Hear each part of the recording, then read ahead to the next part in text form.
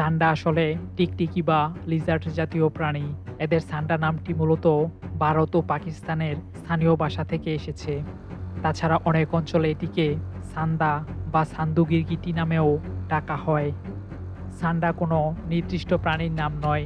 মরু অঞ্চলে বাস করা এই গোত্রের বেশ কয়েকটি প্রজাতিকে বোঝাতে এই নাম ব্যবহার করা হয়। অর্থাৎ মরুভূমিতে বসবাসকারী লিজার্ডদের সাধারণ নাম সান্ডা। আরবি ভাষায় এদেরকে ডাকা হয় দব নামে।